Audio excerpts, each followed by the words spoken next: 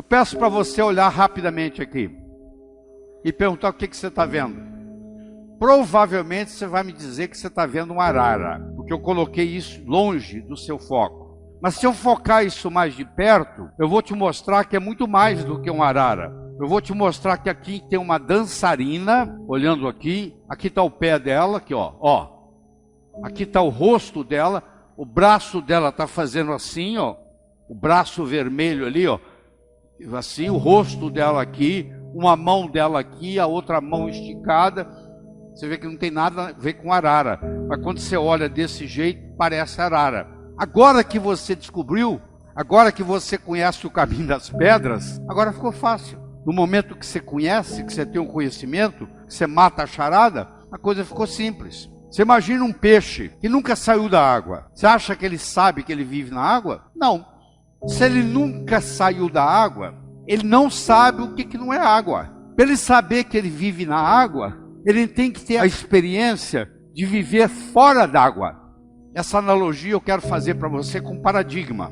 E o paradigma é muito simples. Houve uma época que a terra era chata. Quer dizer, acreditava-se que o navio ia viajar nos mares e que chegava uma hora que ele caía no final do mundo. Tanto é que a mulher do marinheiro ia com uma roupa para o porto, se despedia do marido. Antes de voltar para casa, ela se vestia de preto, que ela ia ficar de luto, que a maioria não voltava, porque morria durante a viagem. A maioria morria, na realidade, de escorbuto, deficiência de vitamina C.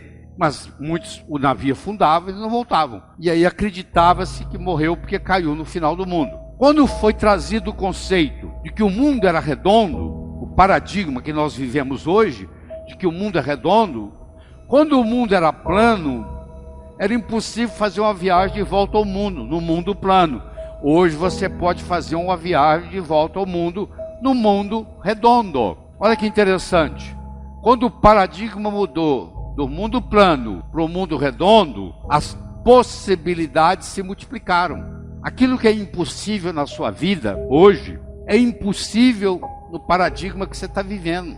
Se você mudar o paradigma, as possibilidades se multiplicam. Toda vez que você tiver alguma coisa que você achar que é impossível, ela é impossível no paradigma que você vive. Se você mudasse o paradigma, como aconteceu aqui, as possibilidades agora de volta ao mundo vão aparecer. Eu gosto muito do exemplo do bambu chinês. O bambu chinês, ele é assim, ó. Você planta ele, no primeiro ano ele não dá nada, no segundo ano ele não dá nada, no terceiro ano ele não dá nada, no quarto ano ele não dá nada, no quinto ano ele cresce 12 metros acima do solo. De repente, 12 metros acima do solo. Aí você fala, mas que coisa interessante. É, interessante. Mas se você for mais perceptivo, você vai ver que se você olhar abaixo da superfície da terra, é uma raiz ali que começa a crescer. No segundo ano ele não deu nada, mas a raiz aumentou. No terceiro ano ele não deu nada, mas a raiz aumentou. No quarto ano não deu nada, mas a raiz aumentou. E no quinto ano existe uma raiz forte e grande o suficiente para manter 12 metros acima do solo. Isso é uma coisa que nós temos que ensinar para os nossos jovens, que o que distingue o profissional do amador é persistência e paciência. O amanhecer só vem depois da noite toda ter passado. Roma não foi construída em um dia. O jovem tem uma ansiedade muito grande para que as coisas aconteçam. E aí você mostra para eles o exemplo do bambu chinês. O bambu esperou pacientemente por 5 anos para ter o sucesso que ele tem e se colocar 12 metros acima do solo. Isso aqui é uma carta mostrando, eu vou traduzir depois para vocês em português.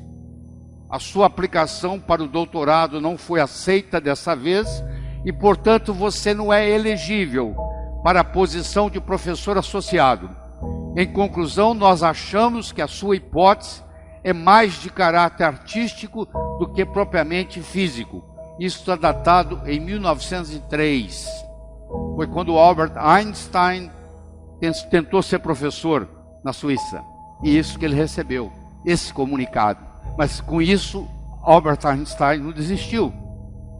Ele continuou persistente, ele chegou a ganhar prêmio Nobel e ele é considerado pela maioria o homem mais inteligente que viveu no século XX.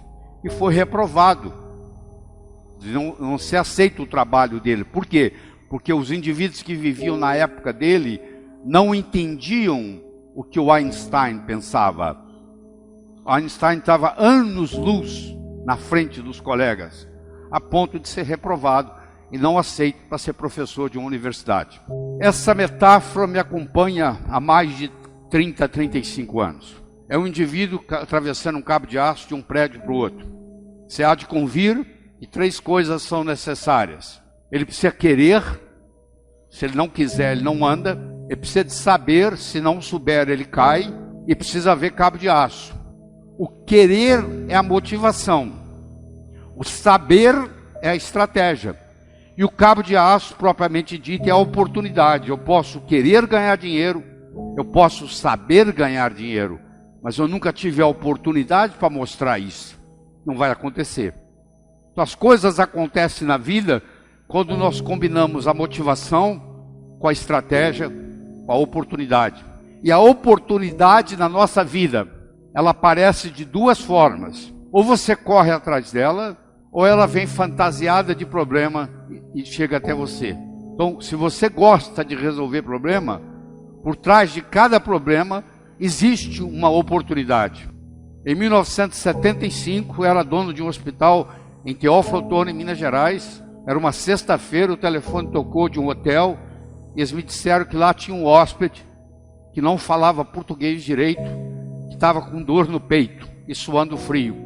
Se eu podia ir lá como cardiologista. Eu disse que eu estava saindo para um final de semana longo, chamasse outro. E ele disse, ó, eu já chamei 2 médicos e eles falaram a mesma coisa. Falei, tá bom, estou indo. Cheguei lá, eu encontrei um sujeito polonês que falava praticamente nada de português. E na época eu falava muito pouco de inglês. Eu levei ele para o hospital, fiz um eletrocardiograma, ele estava infartando. Levei ele para o hospital, no caminho para o hospital, ele me pergunta assim, você conhece meu filho? Eu falei, quem é seu filho? O meu filho é o chefe de cardiologia de Harvard. O nome dele é Peter Marocco. Eu falei, eu não conheço o seu filho pessoalmente, mas eu conheço os livros dele, os trabalhos, eu estudo pelos trabalhos do seu filho. 48 horas depois, o filho dele saiu de Boston, Massachusetts, e veio para Teófilo Otoni ajudar a cuidar do pai. E por incrível que pareça, ele era casado com uma brasileira, de Americana, São Paulo, e falava português. E nós fizemos amizade, e eu vou encurtar a história, e eu terminei em Harvard. Não pelo mérito, mas pela oportunidade que a vida me deu. Naquele dia, quando eu fui chamado, ninguém falou para mim que eu ia atender o filho, o pai do chefe de cardiologia de Harvard, que depois ele viria ao Brasil e que eu acabaria sendo convidado para ir para lá. Não, eu fiquei sabendo que eu ia atender alguém e que eu não poderia naquele final de semana ir para Alcobaça, na Bahia, que eu estava programado. Olha que interessante, a oportunidade, ela vem fantasiada de problemas. Por trás do problema existe a oportunidade esperando. Isso tem que ser ensinado para os jovens. Aprender a gostar de problemas, porque os problemas são os nossos melhores amigos, eles que nos fazem crescer. E nunca deixa aquilo que você não pode fazer atrapalhar aquilo que você pode fazer. Eu não posso fazer isso, eu não posso fazer aquilo, eu não posso fazer aquilo. Eu não estou perguntando o que você não pode. Eu quero saber o que é que você pode fazer na situação que você está, com o conhecimento que você tem. Tem que começar de algum lugar. Você não pode ficar esperando ser super para começar. Você começa, e o melhor dos mestres é o próprio universo, que vai nos ensinar. Porque o universo nada ensina melhor do que a sua própria experiência. Claro que se você aproveitar a experiência alheia, encurta o processo de aprendizado. Mas nada impede que você aprenda por si próprio. E hoje, mais do que nunca, há uma grande necessidade do autodidatismo, que é você aprender por conta própria. Porque se você depende de um mestre para lhe ensinar, você só chega onde o seu mestre chegou. Se você aprende a aprender sozinho, que é uma coisa simples de fazer, é só começar, o céu é o limite. O seu limite vai ser o seu potencial. E nem todo mundo nasce com o mesmo potencial. Os maiores tesouros da humanidade estão enterrados no cemitério. São pessoas que nasceram, viveram, morreram e não foram capazes de exercitar o seu potencial. Isso aqui é uma cadeira de balanço. Sabe onde é que uma cadeira de balanço vai? A lugar nenhum. Sabe por quê? Ela oscila. Se você puser mais energia nela, ela oscila mais. Mas olha aqui o meu cotovelo. Ela não sai do lugar aqui, ó. Você deve conhecer gente assim.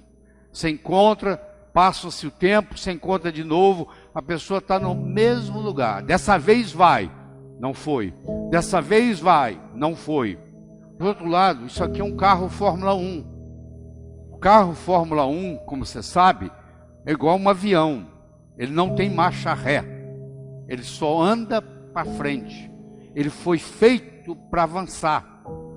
Então uma pessoa pode ter uma estrutura psicológica de cadeira de balanço, você deve conhecer muitos, e uma pessoa pode ter estrutura psicológica de carro Fórmula 1. Se a pessoa tiver uma estrutura psicológica de cadeira de balanço, a primeira coisa que eu tenho que fazer com ela é mudar a estrutura psicológica dela. Porque o conhecimento advindo de fora não vai resolver o problema. Não vai transformar uma cadeira de balanço num carro Fórmula 1. E há 6 anos que se passa, ou 5 ou 4, que se passa na faculdade, uma das funções do professor é ter a habilidade de trabalhar linguisticamente com a estrutura psicológica do aluno. E pegar um aluno que, por circunstâncias da infância, tem uma estrutura de cadeira de balanço e transformar essa estrutura num carro Fórmula 1, que só tem um destino: avançar. Era uma vez um escritor que vivia à beira-mar. Ele tinha por costume caminhar na praia de manhã, e à tarde e à noite ele escrevia. Amanhã, caminhando na praia, ele avistou um jovem que dançava na areia. Aquilo despertou a curiosidade dele. Ele se aproximou e perguntou para o jovem: o que você está fazendo, jovem? Está dançando? Ele falou: não, eu estou jogando estrelas do mar de volta ao oceano. A maré está baixa, o sol está quente, e essas estrelas do mar estão morrendo desidratadas na areia. Eu estou jogando-as de volta ao oceano. O escritor olhou para o jovem e disse: será que você não entende, jovem? Existem centenas e centenas e centenas de quilômetros de praia. Existem centenas de milhares de estrelas do mar na areia. Você jogar uma ou outra de volta ao oceano não vai fazer nenhuma diferença no total. O jovem foi lá, pegou uma estrela do mar, jogou no oceano, olhou para o escritor e disse: para essa eu fiz diferença. O escritor foi para casa. Naquela tarde ele não conseguiu escrever. Naquela noite ele não conseguiu dormir. Na manhã seguinte ele se juntou ao jovem e os dois juntos começaram a jogar estrelas do mar de volta ao oceano. Eu não sei qual o impacto que essa nossa conversa vai ter em você, mas eu vou dizer uma coisa: se fizer diferença para um de vocês, eu já me dou por satisfeito.